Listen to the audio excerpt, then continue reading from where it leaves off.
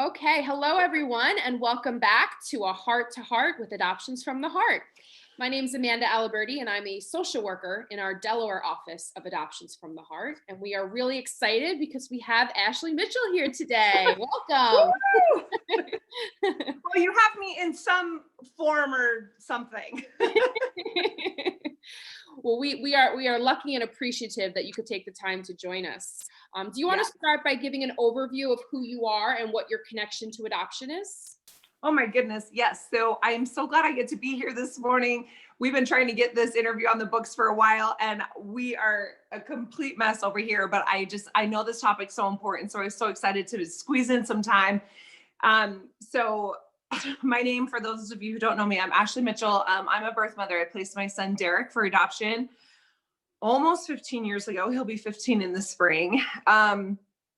And just through my own journey and grief and trauma and research and working with professionals and seeing the lack of post-placement care, my team and I wrote the nation's first curriculum in post-placement support. And so our mission is to make sure that every woman that has placed their child for adoption can receive post-placement care for free, regardless of how far they are out of placement or who they placed with. And so it's been really amazing. So I get to travel and train and work with adoption professionals, healthcare professionals, pregnancy centers, private lawyers to bring this grief and trauma piece to the forefront, to really help people understand that the adoption doesn't end at the hospital. That's really where it starts. And that when we say this is for life, we actually mean that this is for life.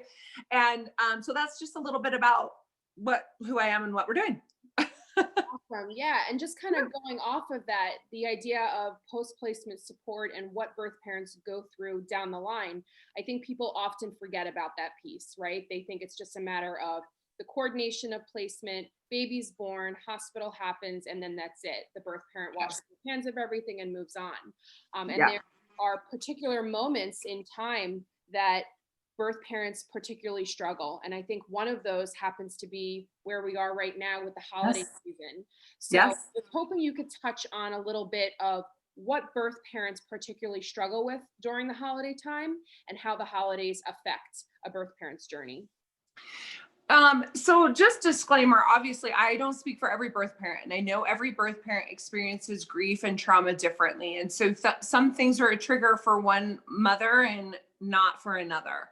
But typically across the board, holidays are really tough, especially, if you're looking in those women, especially in that first year after placement, we're going through this whole year of firsts that we're missing.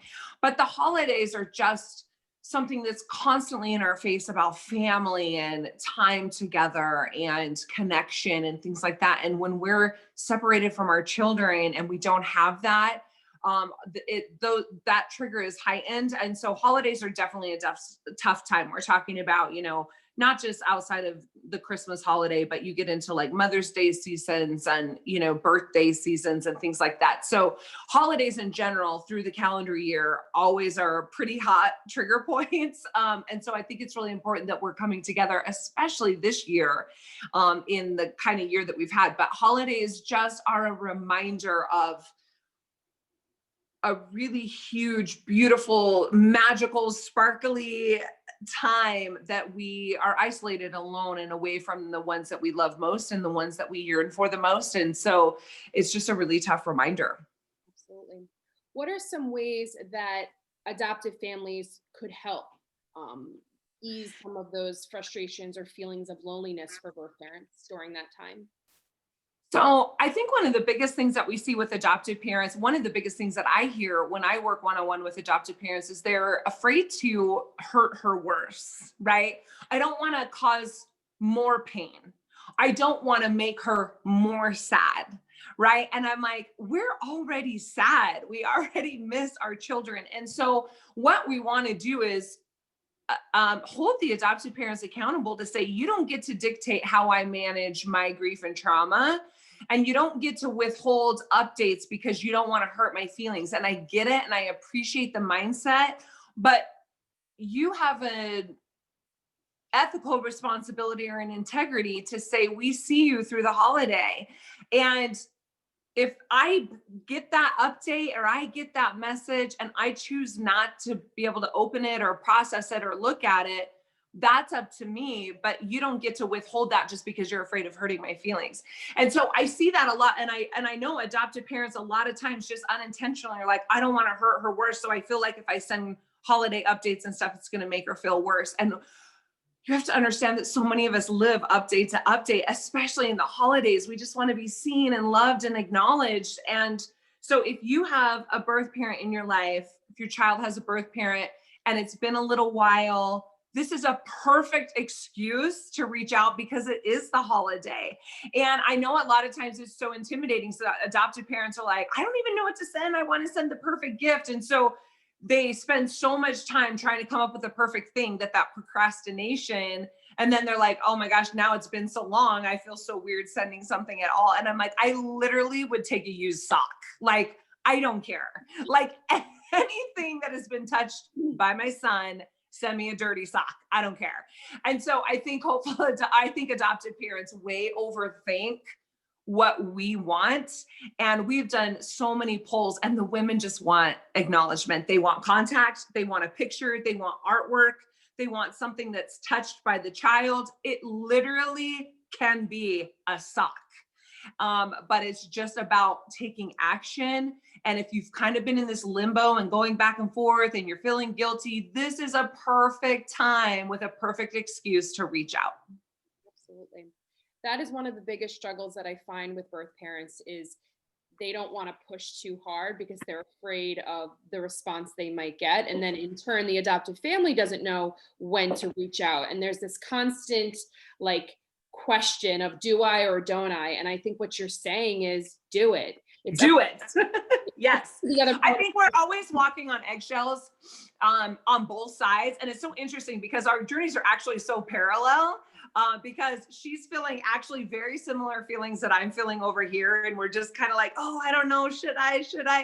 But I understand, when as birth parents, we're told you have no rights, you have no rights, you have no rights, right? We relinquish these rights, we have no rights. And so I think it's hard for us to feel like we can ask because everything that we know, we've been told that we have no rights. And so I think it's scary to ask. And so I think the adoptive parents can take more of the initiative to say, you don't need to ask, we're just going to send it because we love you, and kind of open that gate, especially if it's been kind of awkward. This is a great time to just break down those walls and say, you don't need to ask, like, we're here, we love you, we see you, and we were thinking about you. And it does not have to be something huge, but I definitely think that there's a lot of this, should I or shouldn't I? And the answer is always, yes, you should. Absolutely. Yes. On the flip side of things, what are some ways that birth parents can cope through this time period? Oftentimes finances can be an issue for some of our birth parents and they want to buy presents and it's just not feasible for them. Do you have any ideas or suggestions of ways they can still feel included, participating in the holiday season with their child? Yes, I know. Obviously, we know financial crisis is a huge issue and one of the reasons why we choose to place. And so, it's so interesting because I am not a gift giving birth mom. Like that's never been one of my things. I'm always like, he's got a mom for that. Like I'm not giving gifts. But I know that feeling connected to each other is so important. And I really think that the truth is the same on the other side. Again, we talk about that parallel journey that I really think that our adopted children would literally take a sock that comes from their mom, right? And so I think we way overthink that too, because it's our child and we want them to know how much we love them. And sometimes we feel like the only way we can do that is through this amazing gift. And I think that we way overthink that and kind of psych ourselves out when literally just a card or a letter or something, it doesn't have to be expensive. That's if you are the kind of person that wants to send something to your child that you placed. And that's not something that I maybe in the 15 years have sent maybe 4 gifts. Like it's just not something that I do. However, there are ways that I definitely make sure that I am staying connected to him, even if we're apart. And so those are things like making sure that I have like a little holiday treat that has his name on it, or that I take a moment of silence for myself that's just about him. I'll take some time to have hot cocoa or something. If we've had a visit or something that's a favorite thing of ours, like take some time to reflect. I pull out his big box. I have a huge box of like all of his stuff from the hospital, and I take some time with him. I buy him a present and put it under my tree, even if he never opens it, and these are all things that I can keep and collect. Whatever it is for you, I think it's important that you take time to celebrate the child that's not with you. My husband and I, we've been married, 12 years, we have 2 kids. And so it's easy in the holidays to make it about the family that's within your 4 walls. It's easy for me to like, oh, I got to get presents for my kids, but it matters a lot to make sure that Derek gets a moment.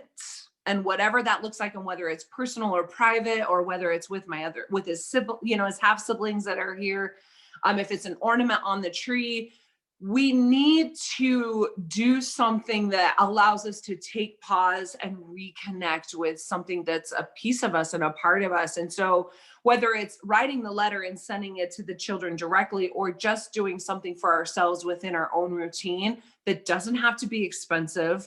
It doesn't have to be this big grand gesture, but something that lets you take pause and breathe and remember that we have this child that we want to be connected to through the holiday. Absolutely. I think those are all great suggestions. And just like you said, taking that moment to self-reflect and think about things is crucial, because people often think it has to be this big production. And sometimes it doesn't. That moment. Yeah, we don't actually care that much about the big grand gesture. Like if you send big packages and gifts and stuff, that's great if that's your thing. But that's not actually the expectation. What we're looking for is that relational piece, right? We want connection, and that literally can happen through a simple card. It doesn't have to be anything fancy. We just want the mental and the heart connection. Absolutely.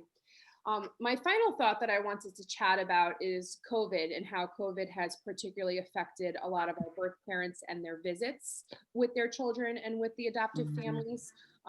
Can you touch on that a little bit? I know Zooming, virtual visits have become a new thing, but anything you can kind of help encourage to continue that relationship to blossom. Yeah, this is really hard for us because, and I get super emotional when I talk about this, because we've seen, we've seen a lot of extra suicide in our birth mom communities and overdose in our communities this year because of COVID. And I think, as a society in whole, for the first time, we're really seeing what it's like to be stripped of those resources and those things that really matters and keep us going day after day. And sometimes some of those things that keep us going day after day are visits and interaction with our children, if we have those open adoption relationships. And if we don't have those open adoption relationships, then we feel more isolated than ever. And so this year has been really, really hard for those that are living in trauma, because those few little things that kept us going have been taken from us. And so it was already hard for us to begin with to come out of isolation, and now we're forced even deeper into it. And it's tough. We've had so many women that are used to having visits, and FaceTime this is great and we can still keep, but this, as far as like relational, this is great for something like this, but to be able to give a hug, like this sucks. It sucks. So let's just all own that having our, interactions with the people that we love and that we want to sit knee to knee with, that's happening over Zoom, sucks. But I think that makes it even more important to go old school and go back to the things that we used to do, and send things in the mail and have those tangible things that we can hold on to, because we can't hold on to each other. And I think that there's been a lot of really great blessings in that, to remind people that we still love to get things in the mail, and we still love to have those interactions and the phone calls instead of the text messages and the, FaceTimes and things like that. But as far as the women that are in isolation, the birth moms specifically, I know this time is so hard, and this season is so hard, and we haven't had our visits and we haven't had updates.